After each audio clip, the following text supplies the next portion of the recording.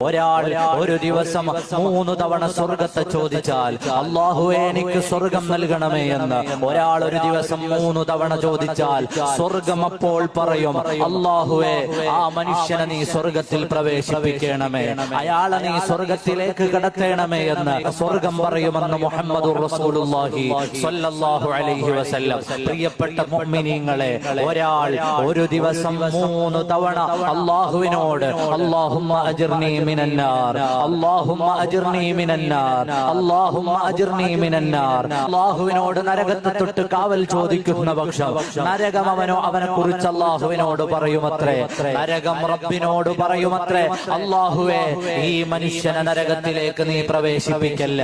ഇയാളെ ഇങ്ങോട്ട് കടത്തിവിടല്ല, അയാൾ എന്നെ തൊട്ട് കാവൽ ചോദിച്ചിട്ടുണ്ട്, അവനെ നരകത്തിലേക്ക് ഇടല്ലേ എന്ന് നരകം പറയുമെന്ന് സയ്യിദുനാ മുഹമ്മദുർ റസൂലുള്ളാഹി സ്വല്ലല്ലാഹു അലൈഹി വസല്ലമ തങ്ങൾ